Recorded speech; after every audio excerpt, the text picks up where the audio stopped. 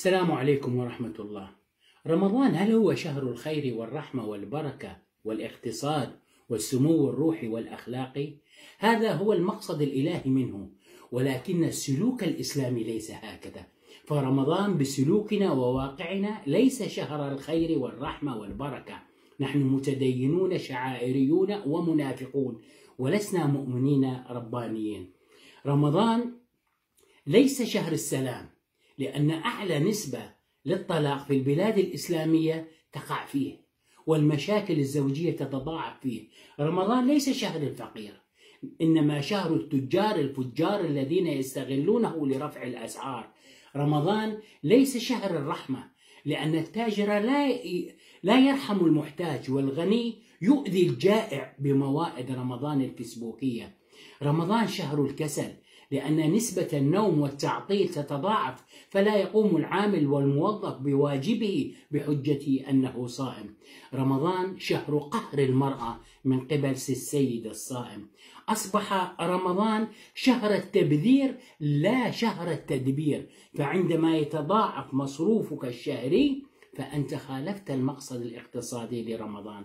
رمضان شهر النفاق الديني لنا كمسلمين، فاليهود يصومون، المسيحيون يصومون، الصابئة، البوذيون كلهم يصومون، ولا نسمع تلك المظاهرات الفيسبوكية عن صيامهم ولا تلك المباركات النفاقية.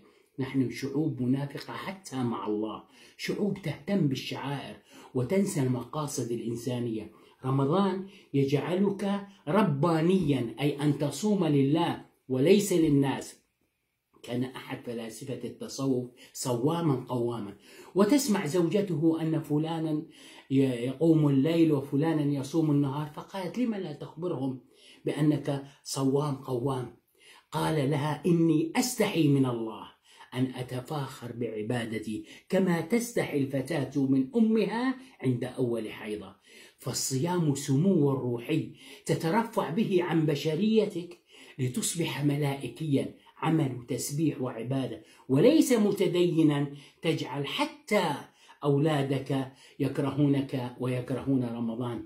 كان عليه الصلاة والسلام في رمضان أجود بالخير من الريح المرسلة، أجود بالخير من الريح المرسلة. يعني كان عليه الصلاة والسلام يعلو في رمضان على درجة الكمال الإنساني بالكمال الرباني.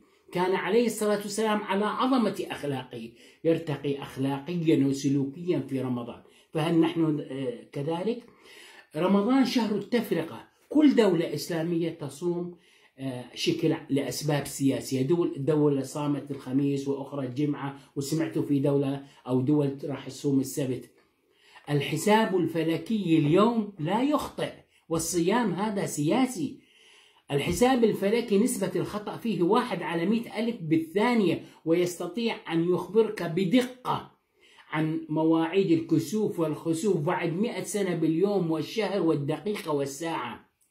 عندما يتوقف جشع التجار وترخص الأسعار، ولا تكون عصبيا بسبب الصيام، ونتراحم ولا يكفر بعضنا بعضا، عندها سيكون رمضان شهر خير ورحمة وبركة. فالصلاة والصيام والزكاة والحج وسائل لا غايات. أعجبني ما كتبه المفكر حمزة الرستناوي على صفحته، قال: المستفيدون من شهر رمضان المبارك نقطتين: التجار والفنانون ورجال الدين. اعذروني على صراحتي، ولا حدا يزعل من كلامي، فأنا أتكلم عن متدينين منافقين. صوموا لله، أصلحني وإياكم الله، والسلام عليكم ورحمة الله.